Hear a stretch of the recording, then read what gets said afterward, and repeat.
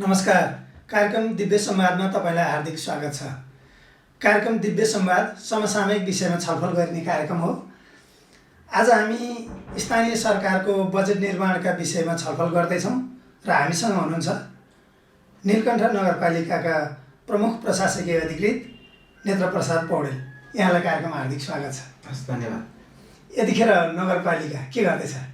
अहिले हजुरले भनेको जस्तै अब स्थानीय तहहरू सबै अहिले चालु आर्थिक वर्षको बजेटको चाहिँ योजना कार्यक्रमहरूको चाहिँ अन्तिम भुक्तानी गर्ने र नयाँ आर्थिक वर्षको आगामी आर्थिक वर्षको लागि चाहिँ बजेट तर्जुमा गर्ने काममै हामी धेरैजसो समय अहिले व्यस्त रहेको अवस्था छ। भनेको बजेट निर्माणको एउटा प्रक्रियामा चरणमा हुनुहुन्छ। हजुर,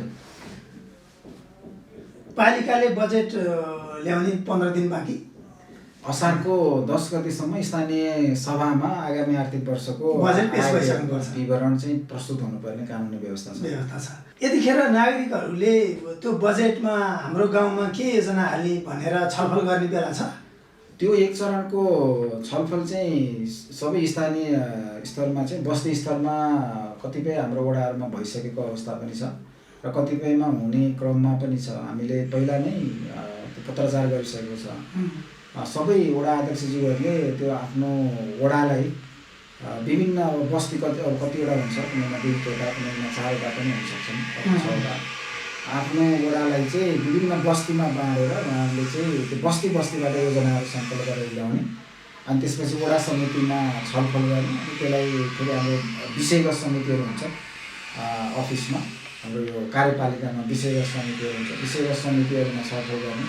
अनि त्यसपछि चाहिँ त्यो ती योजनाहरू चाहिँ फेरि कार्यपालिकाको बैठकमा पेश हुन्छ। अनि कार्यपालिकाले त्यो बजेटको चाहिँ लाई पास गरेर चाहिँ अनि कार्यपालिका पछाडि चाहिँ सभामा पेश गर्ने कानुनी बन्दोबस्ती हो। र हामी त्यसैको त्यही चरणमध्येको चाहिँ अहिले हामी बस्ती स्तरमा नै छौँ। कतिपय वडामा चाहिँ वडा स्तरमा पनि गर्नुभएको होला वडा अध्यक्षज्यू, वडा सदस्यज्यूहरूले। र अब चाहिँ हाम्रो विषयगत समितिमा अब 1-2 दिन पछाडि चाहिँ छलफल सुरु हुन्छ। बजेट निर्माणमा नागरिकले मेरो विषय चाहिँ परेन, कसै नेताले भने विषय पर्यो भन्ने गुनासोहरू आउँछ नि, तपाईँकोमा त्यो आइपुग्दैन? खास चाहिँ यो बजेट निर्माणको पाटो चाहिँ स्थानीय सभाकै भएको हुनाले सभामा चाहिँ राजनीतिज्यूहरू नै हुनुहुन्छ। त्यो भएको हुनाले यहाँले भने जस्तो मेरो नै अब एकाध नआउने कुरा त भएन। गुनासोको रूपमा आउँछ कि? गुनासो अब जस्तो हामीलाई अब यो योजना चाहियो, अब यो चाहियो भन्ने केही त आउँछ, तर मेजर रूपमा चाहिँ अब मेरो प्रशासकीय अधिकृतको टेबलसम्म त ती धेरै आउँदैन। तर उहाँहरूले चाहिँ अहिले उपयुक्त समय यही भएको हुनाले अब जति पनि अब यो टेलिभिजन हेरेर बस्नुभएको नीलकण्ठ नगरपालिकाको नगरवासीहरूलाई मेरो यही अनुरोध छ। वास्तवमा हामी अब यो अहिले शासन व्यवस्था चाहिँ 3 तहमा चाहिँ विभक्त छ। 3नै तहबाट चाहिँ तपाईँको योजना कार्यक्रमहरू बन्छ। सङ्घीय सरकारले चाहिँ जेठ 15मा आफ्नो बजेट पेश गरिसकेको छ संसदमा। आज प्रस्तुत हुँदैछ। आज हाम्रो कार्यक्रम रेकर्ड भएको छ असार 1 गते। आज सबै प्रदेशमा चाहिँ त्यो पनि आज बजेट प्रस्तुत हुन्छ। प्रदेशमा चाहिँ बजेट पेश हुँदैछ। सबैमा हुनै पर्ने हो, कानुनी बन्दोबस्ती नै त्यही हो। त्यस्तै अब स्थानीयमा चाहिँ यही दिन भन्ने चाहिँ छैन। अब असारको 10 गते भित्रमा चाहिँ अनिवार्य रूपमा चाहिँ आगामी आर्थिक वर्षको आय व्ययको सम्पूर्ण विवरण पेश हुनुपर्ने हो। कतिपय स्थानीय तहले चाहिँ 10 गते गर्नुहुन्छ, कतिपयले 9 गते गर्नुहुन्छ, अगाडि गर्न पाइयो। हामीले चाहिँ यही असारको 7 गतेलाई चाहिँ त्यो मिति तय गरेको छौँ। र जति पनि नगरवासी दाजुभाइ दिदीबहिनीहरू हुनुहुन्छ उहाँहरूले चाहिँ अहिले बस्ती स्तरबाट नै उहाँहरूको आफ्नो आवश्यकता के हो, होइन, के कस्तो योजनाहरू चाहनुहुन्छ, कस्तो कार्यक्रमहरू चाहनुहुन्छ, उहाँहरूले चाहिँ त्यो वडा समिति, वडा अध्यक्षज्यूहरू, वडा सदस्यज्यूहरूलाई समन्वय गरेर उहाँले आफ्नो योजना कार्यक्रमहरू पेश गर्ने। अनि ती योजना कार्यक्रमहरूलाई चाहिँ अब वडा स्तरबाट हाम्रो कार्यपालिका स्तर हुँदै चाहिँ सभामा पेश गर्ने चाहिँ खास विधि चाहिँ यो हो। र यही बेला नै उपयुक्त बेला हो। म सबै नगरवासीहरूलाई उहाँहरूको आफ्नो मताधिकार प्रयोग गरेर छान्नु भएको जनप्रतिनिधिज्यूहरूलाई आफ्नो आवश्यकता चाहिँ सम्बोधन गराउनको लागि उहाँहरूले भन्ने बेला नै यही हो। अहिले नै भन्नु पर्यो। अहिले नै अर्को वर्ष के काम गर्ने? हजुर, वास्तवमा हजुरले यो थोरै मैले यसमा थप्न चाहन्छु। यो वास्तवमा यो हाम्रो चाहिँ बजेट निर्माण प्रक्रिया कस्तो हो भन्नु होला भने यो आगामी आर्थिक वर्षको लागि मोटामोटी सबै योजनाहरू नै हामीले अहिले नै पेश गर्नुपर्ने हो। अहिले नै यही असारको 10 गते भित्रमा चाहिँ सभामा चाहिँ सबै योजना कार्यक्रम त्यस्तो कुनै भवितव्य हैन आकस्मिक जन्य विपद जन्यहरूलाई हामीले बिचबाट पनि सम्बोधन गर्न सकिने हो। तर मूल चाहिँ विकास निर्माणका कामहरू अन्य चाहिँ पुल पुलेसा अब शैक्षिक संस्था निर्माण स्वास्थ्य भौतिकतर्फका चाहिँ सबै योजना अथवा कार्यक्रमहरू सबै चाहिँ अहिले सभामा पेश गरेर मात्रै खर्च गर्न पाउने हो। यो चाहिँ अब बजेटको सिद्धान्त हो, हाम्रो तिनै तहको सरकारहरूको नीति हो। हामी यो जस्तो हजुरलाई भनौँ कि जुनसुकै सार्वजनिक पदमा भएको व्यक्तिले पनि चाहिँ बजेट स्वीकृत नगरिकन खर्च गर्ने अख्तियार कसैलाई पनि हुँदैन। त्यो भएको हुनाले यो बजेट चाहिँ पेश हुने बेलामा सबैले चाहिँ यही बेला पेश गर्नुपर्ने र आवश्यकता आधारमा चाहिँ जनप्रतिनिधिहरूले आफ्नो आगामी आर्थिक वर्षको चाहिँ बजेट नगरसभाबाट स्वीकृत गर्नुपर्ने चाहिँ व्यवस्था गर्नु। गत वर्षको बजेटलाई हेर्दाखेरि कस्तो खालको अवस्था छ आजसम्म आइपुग्दा? अहिले चाहिँ हाम्रो झन्डै आजको हिसाब त गरेको छैन, 1-2 दिन अगाडिको चाहिँ हिसाब गर्दाखेरि हामी झन्डै 40% हाराहारीमा मात्रै चाहिँ पुँजीगत खर्च भएको अवस्था हो अहिलेसम्म। जस्तो अब अहिले पनि अब जस्तो हाम्रो टेलिभिजन हेरेर बस्नुहुने नगरवासीहरूलाई अब त्यहाँ उपभोक्ता समितिहरू हुनुहुन्छ, स्कुल कलेजहरूमा योजना छ, स्वास्थ्यमा योजना छ, अन्य विषयहरूमा पनि हाम्रो योजनाहरू छ। त्यो भएको हुनाले हामीले सबै खर्चहरू चाहिँ यो असारको 20 गतेसम्ममा खर्च लेखिसक्नुपर्ने हो। यदि हामीले असारको 20 गतेसम्ममा चाहिँ योजना कार्यक्रमहरू चाहिँ कार्यान्वयन भएनन्, समापन भएनन् भने त्यहाँबाट चाहिँ त्यो बच्ने सबै पैसाहरू चाहिँ सम्बन्धित सञ्चित कोषमा फिर्ता गर्नुपर्ने हो। यदि सङ्घीय सरकारबाट चाहिँ आएको योजनाहरू भने हामीले सर्वसञ्चित कोष नेपाल सरकारको सञ्चित कोषमा फिर्ता गर्नुपर्ने। यदि हाम्रो प्रदेश सरकारबाट आएको योजनाहरू भने प्रदेश सरकार नै हामीले फिर्ता गर्नुपर्ने र हाम्रो स्थानीय नगरसभाबाट हामीले आफूले बनाएको योजनाहरू हो भने हामीले हाम्रो यहाँ पनि स्थानीय सञ्चित कोष हुन्छ, त्यसमा फिर्ता गर्नुपर्ने भएको हुनाले अब जति पनि योजना कार्यक्रमहरू छन् मैले यही असारको 15 गते भित्रमा चाहिँ सबै अब समापन गरिदिनु भयो र भुक्तानीको प्रक्रियामा आइदिनु भयो भनेदेखि हामीले काकी कार्यालयलाई सजिलो हुने हो। किनभने अब यो अन्तिममा धेरै चाप हुन्छ नि कार्यक्रमहरूको। त्यो भएको हुनाले हामीलाई कार्यालयमा काम गर्नलाई पनि चाप हुन्छ। त्यो जनस्तरमा फेरि अब जनताको गुनासो हुनसक्छ, उहाँहरूले पेश भएको फाइल आजै किन भुक्तानी भएन, किन टाइम लाग्यो भन्ने विषयमा पनि अब यो ट्रेन नै भनौँ न एक हिसाबले अब यो हाम्रो देशैको ट्रेन कतिपय अवस्थामा आर्थिक वर्षको सुरुका महिनाहरू हामी अब त्यति अब योजना कार्यक्रमहरू कार्यान्वयन नजाने र अब जब अन्तिम भए पछाडि चाहिँ अलि चाहिँ त्यो चाप बढेर जाने हुँदा यो असारमा जहिले पनि प्रेसर हुन्छ। त्यो भएको हुनाले म त्यो यसरी भन्न चाहन्छु र अहिले हामी त्यही काममा लागेका छौँ। किनभने यो असार हाम्रो स्थानीय तहको लागि दोहोरो जिम्मेवारी कामहरू चाहिँ अति गर्नै पर्ने। जस्तो यो चालु आर्थिक वर्षको योजना कार्यक्रमहरूको अनुगमन गरेर त्यो हाम्रो चाहिँ इस्टिमेट ड्रइङ डिजाइन अथवा अपेक्षित रूपमा जे पहिला चाहिँ सम्झौता गर्दाखेरि चाहिँ के गर्छौँ भने त्यो अनुसार चाहिँ काम हजुर कतिपय अब योजनाहरूमा प्राविधिक दृष्टिकोण पनि हुने भयो र हाम्रो कार्यक्रमहरू पनि हुन्छ नि त अन्य। अब कार्यक्रमहरूमा पनि त्यो कार्यक्रम स्वीकृत गर्ने बेलामा के गर्ने भनेर चाहिँ कुन उद्देश्य परिपूर्ति गर्नको लागि भनेर हामीले कार्यक्रम छुट्याएको थियो। त्यो उद्देश्य परिपूर्ति भयो कि भएन भनेर हामीले चाहिँ अनुगमन गर्नुपर्ने, वडाबाट सिफारिस लिनुपर्ने, सार्वजनिक परीक्षण गर्नुपर्ने, यी सारा कुराहरूलाई चाहिँ हेरेर अनि भुक्तानी गर्नुपर्ने भएको हुनाले मैले सबै अब कतिपय कामहरू उपभोक्ता समितिबाट हुन्छ, कतिपय ठेक्कापट्टाबाट हुन्छ। अब ठेक्कापट्टाबाट भएको हो भने पनि निर्माण व्यवसायमा त्यही अनुसार चाहिँ उहाँहरूले पनि असार 15मा सक्दिन अनुरोध गर्छु र उपभोक्ता समितिबाट भएको काम कारबाहीहरू पनि तपाईँहरूले चाहिँ छिटो छरितो गरेर अब अनि आफ्नो अन्तिम भुक्तानी लिनको लागि चाहिँ मैले अनुरोध गर्न चाहन्छु। 60% पैसा यो 20 दिनमा सकिन्छ त? 60% पैसा सकिँदैन। अब त्यो ठ्याक्कै कति पैसा अब सकिएला भनेर अहिले अनुमान लगाउन त सकिएन। अब हामी चाहिँ योजना अब यो गत जेठको 20 गतेबाट हामी योजना कार्यक्रम चालु आर्थिक वर्षको लागि सम्झौता रोकेका छौँ। अब किनभने अब सम्झौता हुँदैन। अब सम्झौता गरेर फेरि अब यो असारमा त सम्झौता हुने कुरै भएन, किनभने अब टाइम छोटो छ नि त। 15-18 दिन मात्रै बाँकी छ। बढीमा गयो भने 20मा जाने हो। त्यही पनि अब प्रदेशको चाहिँ योजनाहरू यदि कार्यान्वयन हुन सकेन भने 15 गते नै फिर्ता गर्नुपर्ने छ पैसा बजेट प्रदेशमा नै। त्यो भएको हुनाले अब सबै कतिपय त अब सम्झौतै भएको छैन त्यो हिसाबमा। त्यो त सकियो नै त्यो त होला। अब के हुन्छ त्यसको? अब त्यो चाहिँ त अब फ्रिज हुने हो, सम्बन्धित सञ्चित कोषमा चाहिँ जाने हो। अब हुने जति चाहिँ हामी अधिकतम रूपमा चाहिँ अब कामलाई अब जस्तो योजना कार्यक्रमहरूको भएसम्म अधिकतम रूपमा हामी भुक्तानी गर्छौँ। त्यो फेरि यस्तो छ, खालि हामीले कार्यालयले भुक्तानी मात्रै गर्ने कुरा होइन, त्यो काम चाहिँ भएपछि भुक्तानी गर्ने हो नि त। काम भयो कि भएन भनेर हेर्नु। काम भएको अरूको चाहिँ अब भुक्तानी हुन्छ, सबैको भुक्तानी हुन्छ। अब कति पर्सेन्टसम्म होला यो अलि अब पछाडि अब 20-15 त्यो किनभने हामीले हिसाब पनि गर्नुपर्ने मिलाउने भयो भने त्यति बेला मात्रै भन्न सकिएला। यसलाई ठ्याक्कै एकुरेट डाटा नभनिकन यसलाई प्रक्रियाको रूपमा मात्रै यो भनियो। नागरिकहरूले पनि सुन्नु नै भएको छ।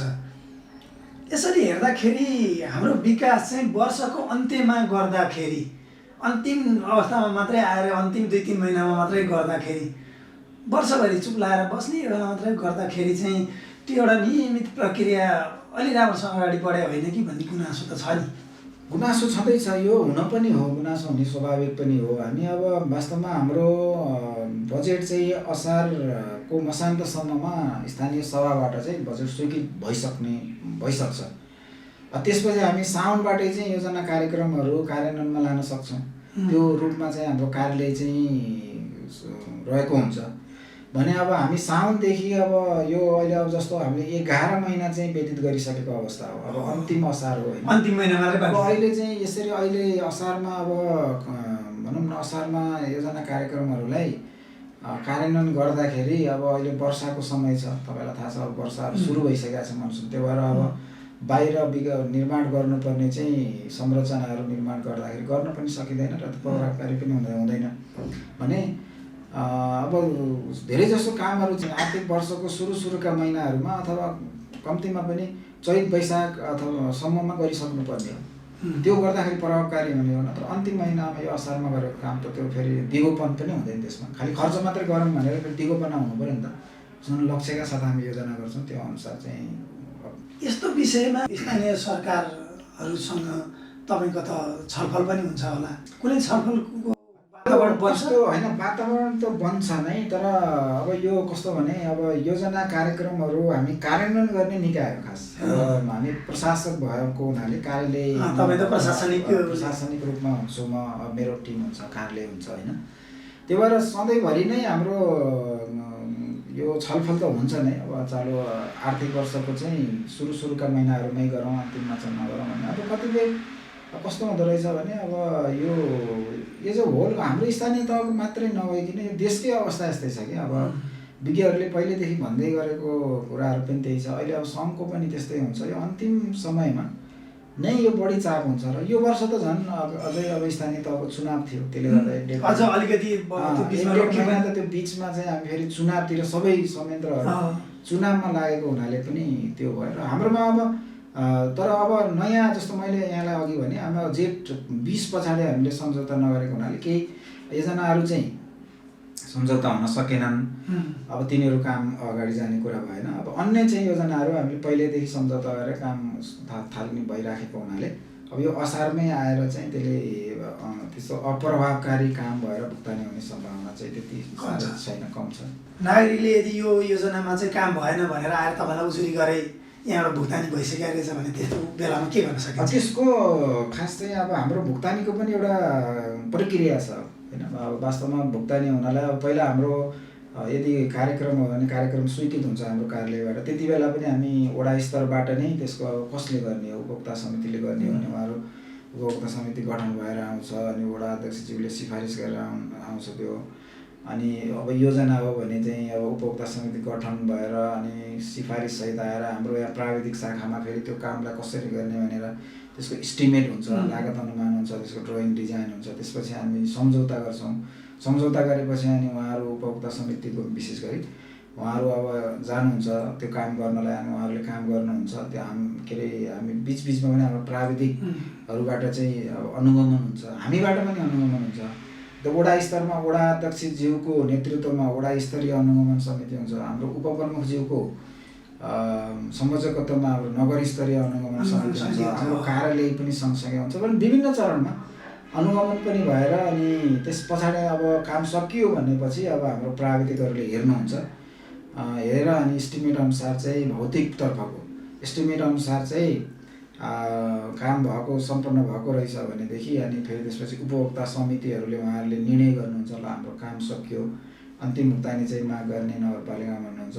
त्यसपछि हाम्रो वडाले चाहिँ सम्बन्धित वडा अध्यक्षज्यूले ल उहाँले पनि हेर्नुहुन्छ, हेरेर ल काम सकेको हुनाले भुक्तानी गर्नु भन्ने हुन्छ। अनि त्यसपछि एउटा पब्लिक अडिट भन्ने हुन्छ, यो कुरा हजुरलाई यहाँ भन्नलाई सान्दर्भिक हुन्छ होइन।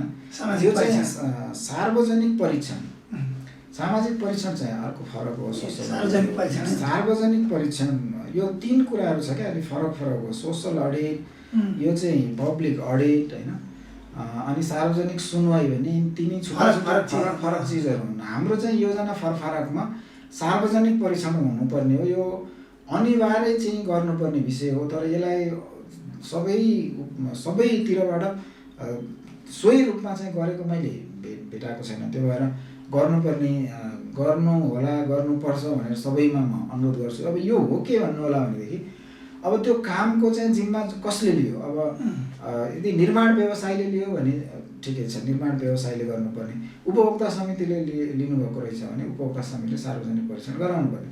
सार्वजनिक परीक्षण गराउने भने के भने अब त्यो नेराघरको मान्छेहरू जुटाउने, त्यहाँ सबै समितिको हाम्रो वडा उपभोक्ताको चाहिँ त्यहाँ सरोकारवालाहरू अधिक से अधिक चाहिँ उहाँहरूलाई जुटाउने निर्माण स्थलमा।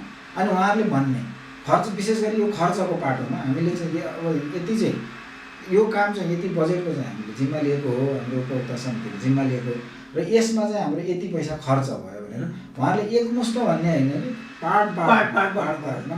जस्तो अब कुनै बाटो बनाउनु पऱ्यो भने उहाँहरूले अब त्यो खन्नमा कति भयो, ज्यामी कति लाग्यो, सिमेन्ट कति लाग्यो, बालुवा कति लाग्यो, ढुङ्गा कति लागे होइन। अनि त्यसमा चाहिँ अन्य केही भनौँ न त्यसको कुनै भनौँ न सानोतिनो चाहिँ अब खानाको खर्चहरू आएको रहेछ भने सो सबै गरेर अनि त्यो मासलाई सुनाएर ल तपाईँहरूलाई चित्त बुझ्यो भनेर ल ठिक छ अब भनेर त्यो मासले के गरेपछि अनि त्यसलाई चाहिँ हामीले खास सार्वजनिक परीक्षण भन्ने हो। हाम्रोमा चाहिँ अधिकतम कस्तो देखिन्छ भने त्यही जुन उपभोक्ता समिति छ उहाँहरूको 7 देखि 11 को हुन्छ, अनि त्यही समितिले चाहिँ बसेर चाहिँ त्यो यो सार्वजनिक परीक्षण गरेको अधिकतम देखिन्छ। अब त्यो त उहाँहरूले आफैले खर्च गरे हो भनेपछि उहाँले त अरूलाई देखाउनु पर्ने, जनतालाई भन्नुपर्ने। त्यो कर्मीसँग कतिपयमा भएको छ, कतिपयमा यो काम त बाँकी हुन्छ। यसरी विभिन्न चरणहरू चाहिँ पुरा गरेर अनि भुक्तानी लिनु हो। यही विधि अनुसार नै हाम्रो नगरपालिकाले गुनासो कम आउला भन्ने। अब गुनासो कम आउँछ यदि त्यसरी कहीँनिर भनौँ न हजुरले भनेको जस्तो यो जस्तो हामीले भुक्तानी गरेको चाहिँ योजनाहरूमा जे काम भयो भनेर जसले भुक्तानी लिनु हो त्यो भएको रहन्छ भने त त्यो अब त्यसमा चाहिँ संलग्न व्यक्तिहरू, पदाधिकारीहरू, कर्मचारीहरूको नै दोष देखिने हो। वास्तवमा अब त्यो उपभोक्ता समितिहरू, निर्माण व्यवसायहरू पनि उनीहरू सब नेपाली नागरिकलाई दिन्छौँ नि हामी। भने नेपाली नागरिकको दायित्व हुन्छ नि होइन। उहाँहरू नेपाली नागरिकले चाहिँ आफ्नो दायित्व निर्वाह नभएको कामलाई भएको भनेर लिनुभयो भने उहाँको दोष हुन्छ। वडा स्तरबाट सिफारिस भएर आयो भने नभएको कामलाई भएको भनेर उहाँहरू गर्नुभयो भने उहाँहरू पनि दोषी हुनुहुन्छ। हाम्रो प्राविधिक साथीहरू, योजना शाखाको साथीहरूले चाहिँ नभएको कामलाई भएको भनेर सिफारिस गर्नुभयो भने उहाँहरू दोषी हुन्छ होइन। अनि अब जस्तो हाम्रो अनुगमन समिति हुन्छ, उपमेयर साहबको चाहिँ समिति, उहाँ अब त्यो समितिले पनि नभएको कामलाई भएको भनेर सिफारिस गर्नु भने उहाँ हुनुहुन्छ। अनि अन्तिममा चाहिँ अब लेखाले चाहिँ गोसरा भाउचर उठाएर अब प्रमुख प्रशासकीय अधिकृतले चाहिँ र लेखाले चाहिँ खर्चको चाहिँ अब चेक काटेको हुन्छ। यदि फेरि त्यहाँ उनीहरूले पनि अब नभएको कामलाई चेक काटेर खर्च देखाएको रहेछ भनेदेखि अब उनीहरू पनि सबैजनामा त तपाईँ पुग्न सक्नुहुन्न नि, तपाईँ त त्यही कागजातलाई आधार मान्ने हो नि। ठ्याक्कै हजुरले भनेको जस्तो अब सबै ठाउँमा हाम्रो धेरै योजनाहरू हुने भएको हुनाले सबै ठाउँमा चाहिँ हामी पुग्न सक्दैनौँ। कहीँ न कहीँ विश्वास भन्ने कुरा विश्वास भन्ने ठुलो कुरो हुन्छ। त्यही भएर अहिले त अब स्थानीय तहको चुनाव भएर विभिन्न संयन्त्रहरू छन्। त्यो भएको हुनाले यो फेरि खालि चाहिँ हाम्रो मात्रै जिम्मेवारी कुरा होइन, यो त स्थानीय जनताको लागि नीलकण्ठ नगरपालिकाको लागि हामी योजना कार्यक्रम गर्छौँ भने त्यहाँ भएको आम सर्वसाधारणको पनि उहाँहरूको पनि जिम्मेवारी हुन्छ कि मेरो घर छेउमा के काम भइरहेको छ, कति पैसाको भइरहेको छ, कसले जिम्मा लिएको हो, उहाँले सोध्न सक्नुहुन्छ नि। अनि यो काम कति पैसाको कति हुनुपर्ने अनि मोटामोटी ठ्याक्कै टेक्निकल रूपमा थाहा नभए पनि 5 लाख 10 लाख 15 लाखको काम यति त हुनुपर्ने, यो अलिक कम भयो कि भन्ने चासो चिन्ता सबैले देखाउनु पर्ने हुन्छ। नत्र हाम्रो एकजना कर्मचारीले एउटा प्रमुख प्रशासकीय अधिकृतले मात्रै, लेखाको प्रमुखले मात्रै, योजना प्रमुखले मात्रै, अहिले झन्डै हाम्रो योजना मलाई लाग्छ हेर्नु 800 भन्दा प्लस होला चालु वर्ष। कति 800 ठाउँमा गएर हेर्न सम्भव पनि छैन। त्यो अहिले हामी त्यता हेर्नतिर लाग्यौँ भने फेरि यहाँ अफिसमा आएर चाहिँ सेवा प्रवाह हुने जनताले को के उहाँहरूले सेवा प्रवाह गर्न सकिन्न। त्यो भएको हुनाले मैले के भन्छु भने सबै आम हाम्रो यो नगरपालिकाको लागि चाहिँ अब यहाँको जनता होइन, नागरिक समाज छ, शिक्षकहरू हुनुहुन्छ, तपाईँहरू जस्तो पत्रकारहरू हुनुहुन्छ होइन, यो सबैको जिम्मेवारी हुन्छ कि अब त्यो हाम्रो बजेट चाहिँ प्रोपरली खर्च भएको छ कि छैन, लक्षित कार्यक्रमहरू प्रोपरली भएको छ कि छैन भन्ने सबैको जिम्मेवारी हुन्छ। यदि त्यस्तो चाहिँ सूचना हामीलाई प्राप्त भयो भने तुरुन्तै हामी फेरि त्यसको फर्दर फलोअपमा अब के भएको भनेर त्यसमा लाग्छौँ। ठिक छ, यो एउटा कुनै बेला उठ्ने गरे प्रसङ्ग वा कतिवटा योजनाहरूमा कहिलेकाहीँ छलफलको विषय बनाउँछन्, भुक्तानी गरेपछि सकिन्छ भन्थे तर सकिँदैन भन्ने कुराको लागि पनि यो क्लियर विषय पनि हो।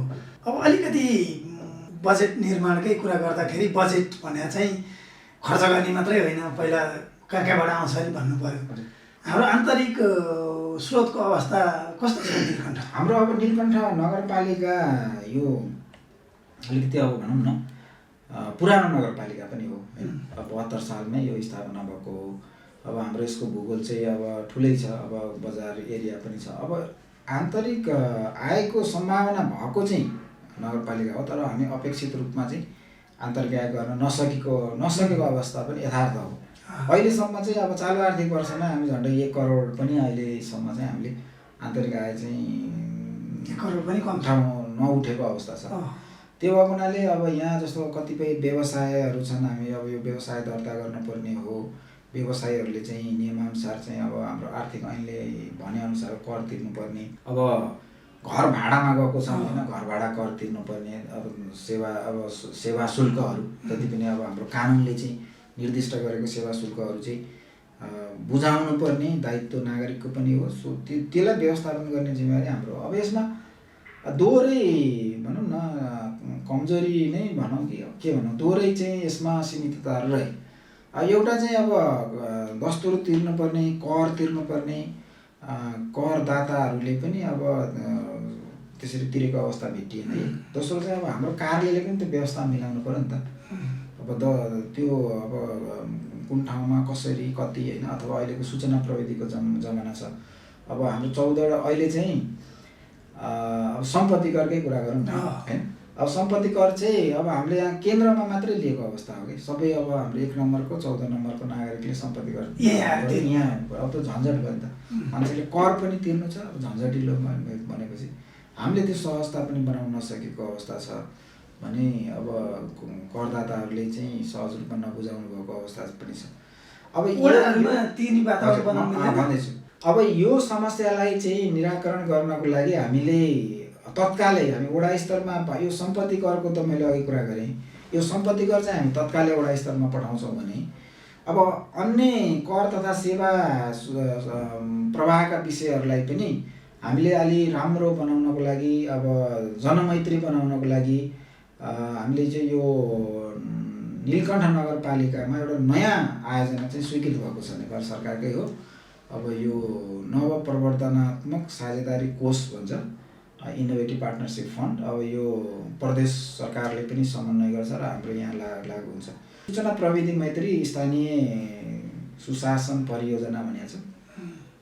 अब हाम्रो यो नगरपालिकाले जनताहरूलाई दिनुपर्ने सेवा प्रवाहका चाहिँ सेवा सुविधाहरू हामी अधिकतम चाहिँ वडा स्तरबाट चाहिँ गर्ने गरी चाहिँ अब यो परियोजनाको चाहिँ जम्मा जम्मी चाहिँ अवधि भने 2 वर्ष हो। 2 वर्ष भन्नाले अब आगामी आर्थिक अब 12 महिना मात्रै बाँकी छ, 13 महिना बाँकी छ। 13 महिना पनि नलाग्ने गरी हामीले चाहिँ योजना गरेका छौँ। अब त्यो सबै कुराहरू चाहिँ वडा स्तरमा जाने क्रममै छ। त्यो तपाईँले अहिले भन्नुभएको छ परियोजनाले खास के गर्छ, जनताले के? यसले हजुरले राम्रो प्रश्न गर्नुभयो। अब यो हामीले चाहिँ भन्ने एउटा अवसर पनि प्राप्त। अब अहिले चाहिँ सामान्य कामको लागि पनि तपाईँको अब एउटा भनौँ न मेयर साहबबाट चाहिँ एउटा सिफारिस चाहियो कोही नागरिकलाई, नगर प्रमुखज्यूले चाहिँ सिफारिस गर्नु पर्यो भनेदेखि त्यो नागरिक चाहिँ त्यहाँ वडाको सिफारिस सहित लिएर आफ्नो निवेदन लिएर अनि यहाँ आउनु पर्यो, अनि मेयर साहबमा पेश हुनु पर्यो, अनि हामीले यहाँ तयार गरेर उसलाई चाहिँ हातमा दिएपछि अनि उहाँले चाहिँ लिएर जानु पर्यो। एउटा काम त सामान्य हो नि त। त्यो अघि हामी करका कुरा गऱ्यौँ होइन, कर तिर्न पनि यहाँ आउनु पर्यो। अब अरू जस्तो मैले अघि योजना व्यवस्थापनका कुरा गरेँ, अब एउटा भनौँ न टाढाको वडाहरूमा त्यहाँको उपभोक्ता समितिहरू फेरि त्यहाँको सिफारिस सारा कुराहरू लिएर अनि फेरि यहाँ आएर सम्झौता गर्नु पर्यो। यी सबै कुराहरू हामीले वडा स्तरमा पनि गर्न सकिन्छ नि त।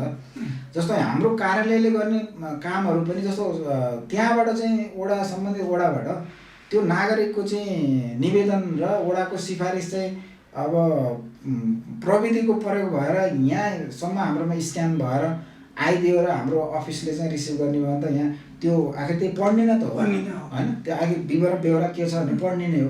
त्यो नागरिक लिएर आउने चिज पनि त्यो चाहिँ हाम्रो टेक्निकली आयो भनेदेखि प्रविधिबाट ट्रान्सफर गरेर आयो भने त यहाँ अब मेयर साहबले गर्ने काम मेयर साहबले गर्नुहुन्छ, प्रमुख प्रशासकीय अधिकारीले गर्ने काम प्रमुख प्रशासकीय अधिकारी गर्नुहुन्छ, अनि यहाँ त्यो डकुमेन्टहरू यहाँ तयार भएर चाहिँ हामी त्यही सम्बन्धित वडामै पठाइदिन्छौँ। त्यही स्क्यान गरेर अनि त्यो त्यहाँ पठाइदिएपछि जस्तो हाम्रो आधिकारिक सरकारी पोर्टलबाट गएको चिजहरूलाई त हामी आधिकारिक मान्छौँ होइन।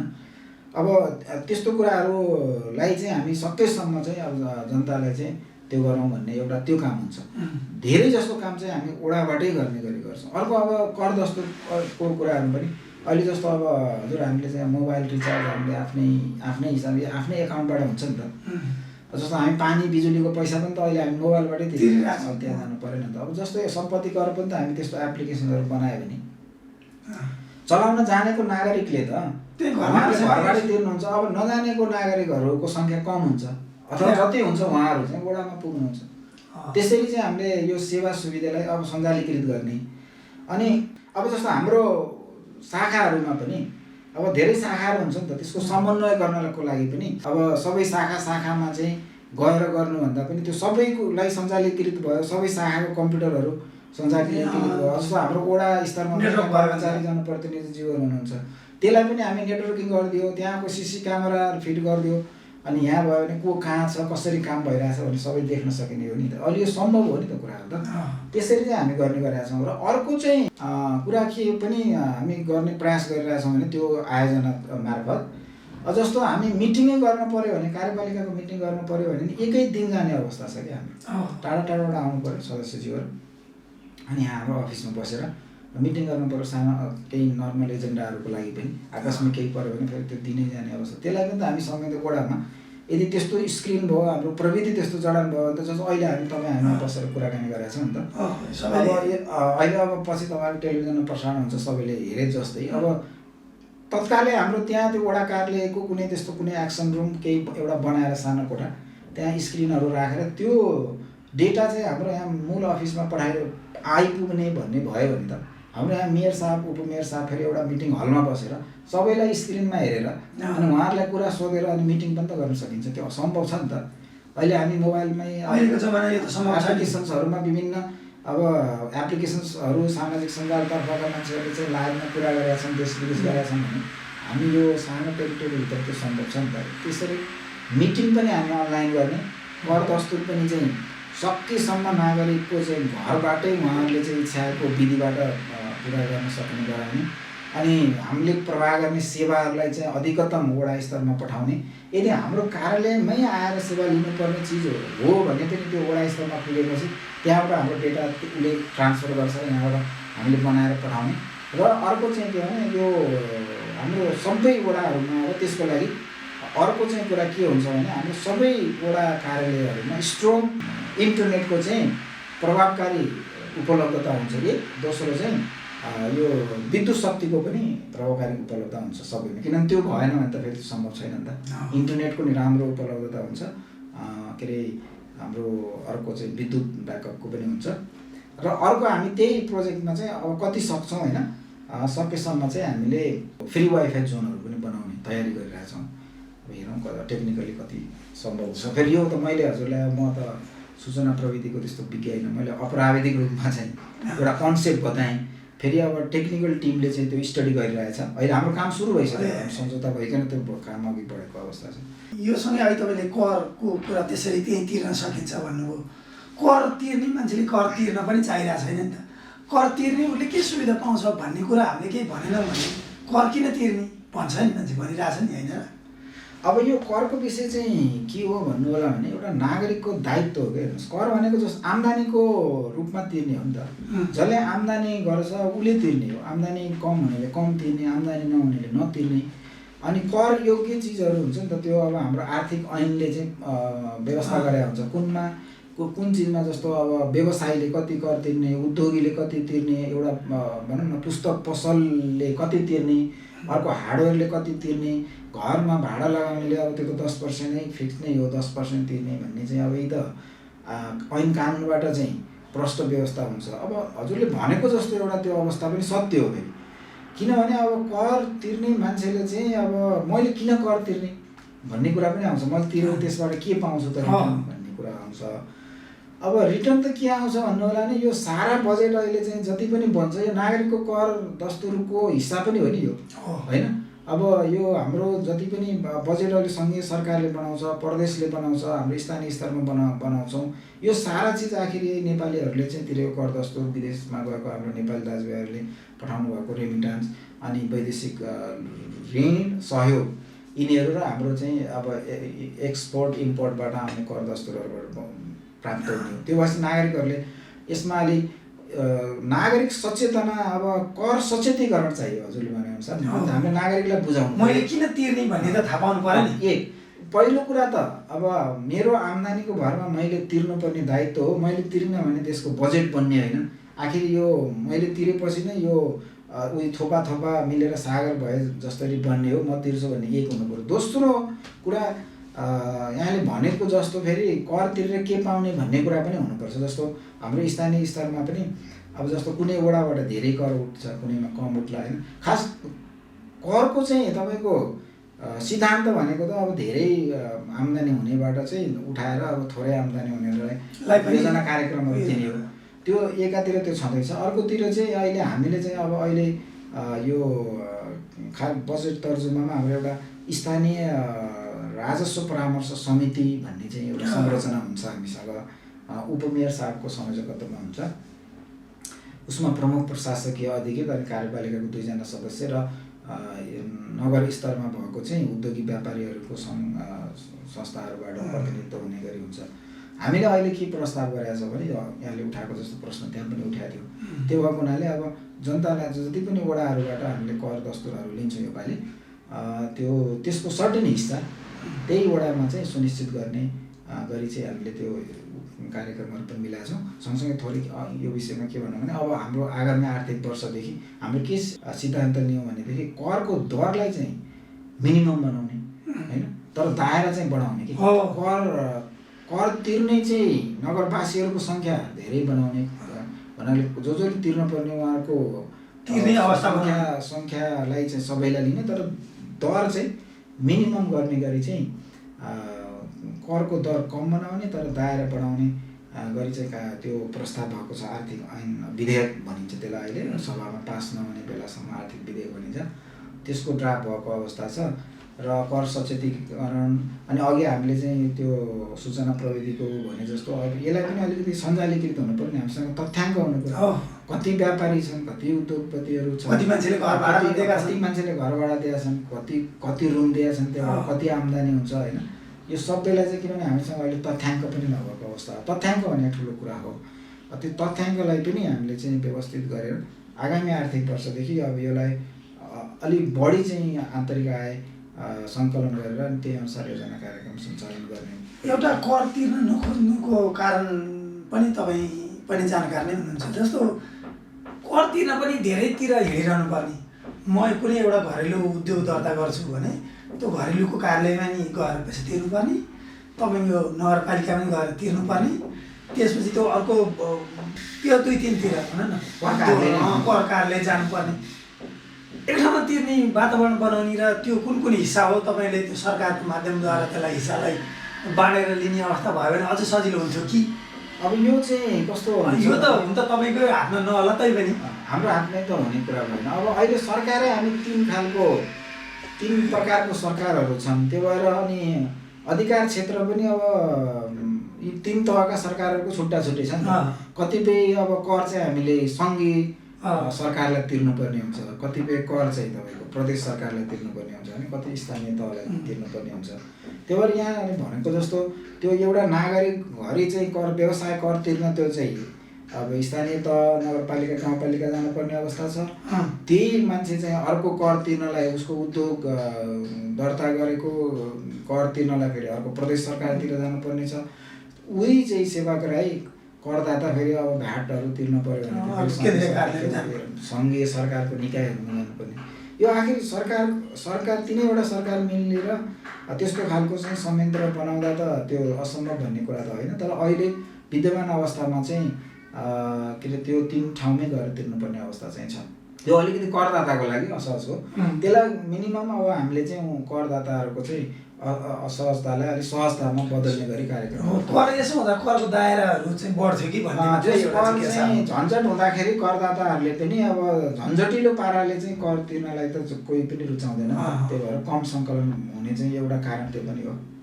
यो एउटा महत्त्वपूर्ण कुरा पनि हो। तपाईँ चाहिँ यहाँको प्रमुख प्रशासकीय अधिकृत मात्र होइन, यो सरकारको चाहिँ एउटा महत्त्वपूर्ण भएको प्रतिनिधि पनि हो, उपसचिव सरकारको व्यक्ति होइन। सरकारको मन्त्रालयहरूमा धेरै बसिसक्नु भएको हुनाले अलि धेरै अनुभव भएको हुनाले मैले केही विषयहरू पनि सोधिरहेको छु। यो एउटा विषय हो। अब अर्को एउटा विषय यो सामाजिक सुरक्षाका विषयहरू पनि छन् नि, जस्तो अपाङ्गता मैत्री संरचनाको कुरा पनि गर्छौँ। एउटा त्यो हाम्रो नगरपालिकाको कार्यालयमै जाँदा पनि अलि सबै किसिमको अपाङ्गता भएका व्यक्तिहरूले हाम्रो पहुँच पुगेन भनेर तपाईँहरूले आयोजना गरेर सार्वजनिक सुनाइहरूमा पनि कुरा उठाउनु भयो। यसलाई केही सहज बनाउने कुनै उपाय छैन? हाम्रो चाहिँ सामाजिक अब समावेशी राज्य हो होइन। यसमा अब सबै अब जनताहरूको लागि चाहिँ सेवा सुविधाहरू उपलब्ध गराउने राज्यको दायित्व हो, सरकारहरूको दायित्व हो। नागरिक सेवा भनेको चाहिँ हाम्रो प्रथम लक्ष्य नै त्यो हो। अब हाम्रो विभिन्न क्षमता भएका चाहिँ सेवाग्राहीहरू हाम्रो कार्यालयहरूमा आउनुहुन्छ। अब अहिले चाहिँ भनौँ न हाम्रो कार्यालयमा भन्दाखेरि यहाँले भने जस्तो अब अपाङ्ग मैत्री कार्यालय चाहिँ नभएको अवस्था चाहिँ छ। तर यो हाम्रो कार्यालय नै होइन कि। अहिले हामी त एउटा भनौँ न कुनै यो अब साबिकको महिला बालबालिका कार्यालय हो। अब हाम्रो स्थानीय तहको प्रशासनिक भवन चाहिँ अहिलेसम्म नबनेको अवस्था छ। अब तुरुन्तै यहाँहरूलाई पनि जानकारी हुन्छ सायद 2-4 दिन यही आर्थिक वर्षभित्रमा हाम्रो एउटा अब कस्तो काम कार्यालय बन्ने त भनेर हाम्रो त्यो स्वरूप र विस्तृत परियोजना प्रतिवेदनको अन्तिम चरणमा छ। अब यो अहिले साबिकको चाहिँ मालपोत कार्यालय जुन ठाउँमा थियो हो त्यो ठाउँमा हाम्रो प्रशासनिक भवन बन्दैछ। त्यो भएको हुनाले त्यहाँनिर त्यो सबै फरक क्षमता भएका व्यक्तिहरू सबैको लागि चाहिँ त्यो कार्यालयमा जान आउनलाई चाहिँ हुने गरी बन्छ यही गरी। अर्को यहाँले अब सामाजिक सुरक्षाको कुराहरू पनि गर्नुभएको थियो। सामाजिक सुरक्षा पनि अब के अरे सरकारको दायित्व हो, नागरिकको कर्तव्य हो। अब अहिले चाहिँ अब सामाजिक सुरक्षाका त विभिन्न भनौँ न सङ्घीय सरकारबाट प्रदेश स्थानीय तहबाट चाहिँ विभिन्न योजनाहरू छन्। सोही अनुसार चाहिँ सामाजिक सुरक्षा अब कतिपय भत्ताको हिसाबमा छन्, कतिपय सुविधाको हिसाबमा ती पनि कार्यान्वयन भइराखेकै अवस्था चाहिँ छ।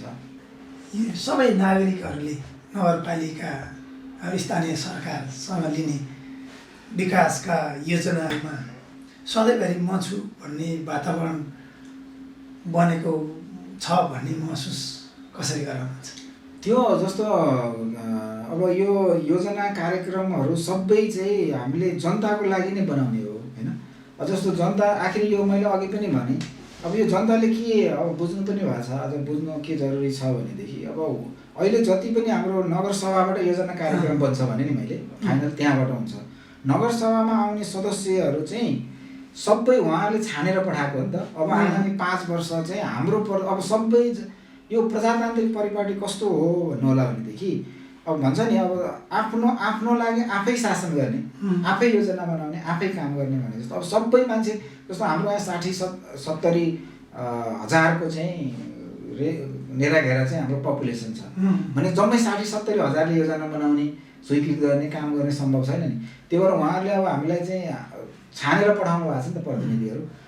त्यही भएर उहाँले त्यो प्रतिनिधिहरूलाई चाहिँ छानेर पठाउनु भएको छ भने हाम्रो नगरसभाको प्रतिनिधिज्यूहरूले यो कुरा बुझिदिनु पऱ्यो कि म त्यो जनताबाट छानेर आएको उसको लागि मैले काम भोटाल्ने मान्छेको हो, किनभने उसको म प्रतिनिधि हो, उसको लागि मैले काम गर्ने हो, उसको चाहिँ आवश्यकता परिपूर्ति उसलाई सहजता बनाउने भन्ने चाहिँ एक हिसाबले हाम्रो नगरसभाको सदस्यज्यूहरूले बुझ्नुपर्ने छ।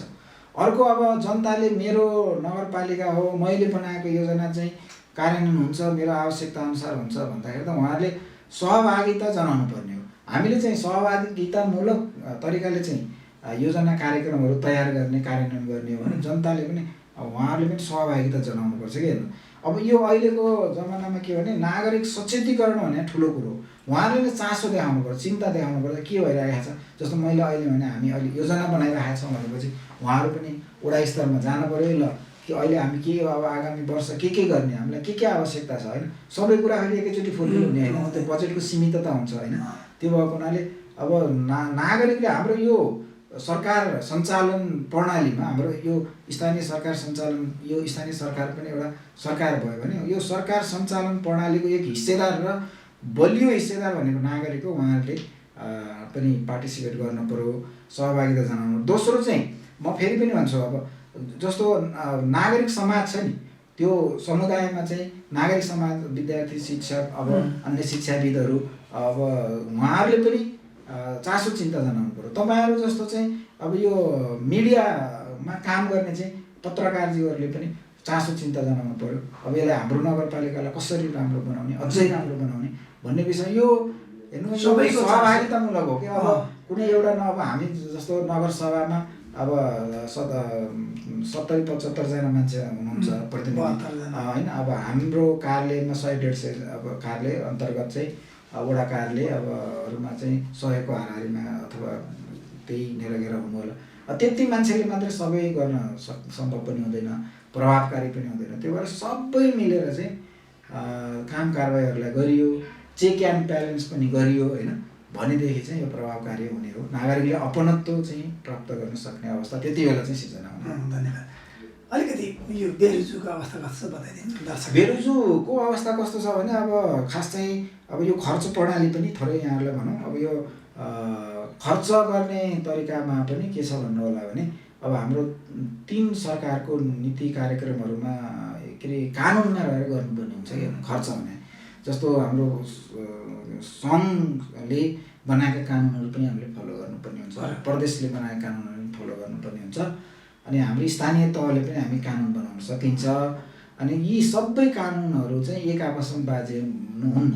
जस्तो सङ्घको कानुनसँग प्रदेश र स्थानीय तह कानुन बाज्य हो भने प्रदेश स्थानीय तह कानुनलाई भएन, बाजेको अवस्थामा अमान्य हुन्छ।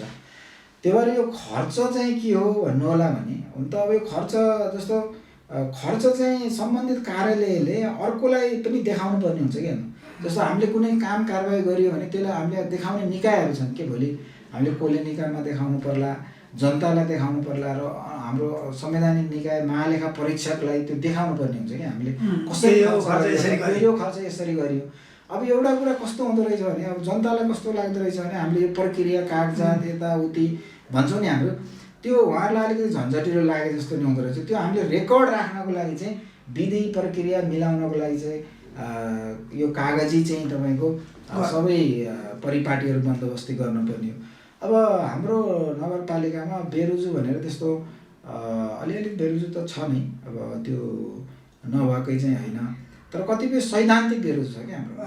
अलिकति अब निर्णय प्रक्रियालाई चाहिँ पारदर्शी रूपमा निर्णय गरेर गर्ने, अब भनौँ न अलिकति यो अनुदानलाई हाम्रो स्थानीय सरकारले चाहिँ जस्तो हाम्रो मैले भने अब आन्तरिक आय थोरै छ, हामीले धेरै फेरि अब किनभने हामी त सङ्घीय सरकारमै डिपेन्ड छौँ नि, निर्भर छौँ, प्रदेश सरकारमै निर्भर छौँ भनेपछि हामी धेरै अनुदान गर्नु भएन, आर्थिक सहयोग गर्नु भएन होइन। पैसा कसैलाई दिएर बाँडेर होइन, अब कुनै त्यस्तै अवस्थामा त होला, नत्र कठिन अवस्थाको लागि त केही न केही राहत होला, नत्र जनतालाई हामीले पैसा दिएर विकास हुने होइन नि त। त्यही भएर हामी त कार्यक्रम योजना अनुसार गर्नुपर्ने। कतिपय सैद्धान्तिक कुराहरू छन्, नत्र असुलु पर्व कुराहरू चाहिँ कम नै छ। ठ्याक्कै तथ्याङ्क चाहिँ मैले अहिले तपाईँलाई बताउन सकिनँ। बेरुजु नभएको अवस्था त होइन, बेरुजु पनि छ। धन्यवाद। यो महत्त्वपूर्ण समयका लागि अन्त्यमा भन्नै पर्ने दर्शकहरूका लागि सुझाव सल्लाहहरू छन् भने त्यही हो। अब मैले भन्नु पर्दाखेरि के हुन्छ भने अब हाम्रो कार्यालय भनेको चाहिँ अब यो नगरवासीहरूको लागि सेवा भनौँ न सेवा प्रवाह गर्नको लागि नै हामी छौँ यहाँनिर। हामी कतिपय अब सङ्घीय सरकारको प्रतिनिधिको रूपमा छौँ, कतिपय प्रदेश सरकारको प्रतिनिधिको रूपमा पनि कर्मचारीहरू हुनुहुन्छ, अब स्थानीय स्तरमा कर्मचारीहरू हुनुहुन्छ, जनप्रतिनिधिहरू। आखिर सबै चाहिँ यही नीलकण्ठ नगरपालिकाको भलाइको लागि, यहीँको जनताको सेवा प्रवाह गर्नको लागि चाहिँ हामी भएको हुनाले सबैले आफ्नो आफ्नो कर्तव्य भुल्नु भएन। हामी कसरी छौँ त, के कामको लागि छौँ भनेर जुन कर्तव्य जुन कामको लागि हामी असाइन्ड हो त्यो हो। र अर्को चाहिँ मैले भन्नै पर्ने के भने हामी कानुनलाई मान्नुपर्ने हुन्छ। हेर्नु, कानुन भनेको त्यस्तो अस्त्र हो। हामी कानुनी राज्य हो नि, कानुनलाई सबैले फलो गर्नुपर्ने हुन्छ। त्यो सार्वजनिक खरिदमा पनि फलो गर्नुपर्ने हुन्छ, योजना व्यवस्थापनमा पनि फलो गर्नुपर्ने हुन्छ, र हामीले पारदर्शिता अपनाउनु पर्ने हुन्छ। यो हाम्रो जति पनि बजेट छ, अहिले झन्डै हाम्रो 1 अरब प्लसको बजेट हुन्छ यही नगरपालिकामा। भनेपछि यो कसरी आएको छ त, यहाँभन्दा कतिपय वैदेशिक ऋणबाट आएको छ। यो सबै तपाईँ हामी जस्ता मान्छेहरूले उपभोग गरेका सानोतिनो चाहिँ वस्तु सेवाहरूको चाहिँ कर दस्तुर ल्याएको छ। तपाईँको रेमिटान्सबाट आएको छ। तपाईँ एयरपोर्टमा हेर्नुहोस्, ठिकठाकको अवस्था छ, मान्छेहरू त्यो अवस्थामा गएर त्यो वैदेशिक रोजगारीमा गएर यसरी आएको पैसालाई हामीले सबैले सदुपयोग गरौँ, नीलकण्ठ नगरवासीको चाहिँ भलाइको लागि काम गरौँ, यति नै भन्न रिक्वेस्ट गर्न चाहन्छु। र म फेरि एकपटक अब यो आर्थिक वर्षको चाहिँ अन्त्य महिना भएको हुनाले सबै नगरवासीहरूलाई तपाईँहरूको योजना कार्यक्रमहरू अब प्रक्रिया सबै पुऱ्याएर चाहिँ यो असारको 15, 18, 20सम्म भुक्तानी लिनु होला भन्ने अनुरोध पनि गर्न चाहन्छु। र विशेष गरी अब यो मेरो 4-5 महिनाको अवधिमा अब यो नगरवासीहरूको लागि हजुरको टेलिभिजनले चाहिँ मेरो केही कुराहरू चाहिँ भन्ने अवसर दिनुभयो। यसको लागि तपाईँको टेलिभिजन र व्यक्तिगत रूपमा चाहिँ तपाईँलाई पनि म धेरै धेरै धन्यवाद दिन चाहन्छु। धन्यवाद, नमस्कार। धन्यवाद। यो महत्त्वपूर्ण समय र विचारका लागि। खास गरी हामीले नीलकण्ठ नगरपालिका र बजेट निर्माणका विषयमा छलफल गऱ्यौँ र यो छलफल सायद सबैका लागि उपयुक्त नै रह्यो होला भन्ने अपेक्षा गर्दछौँ। तपाईँहरूको सुझाव सल्लाह र प्रतिक्रियाका लागि आग्रह गर्दै आजको कार्यक्रमबाट म सीताराम अधिकारी सहित हामी सबैलाई बिदा दिनुहोस्। नमस्कार।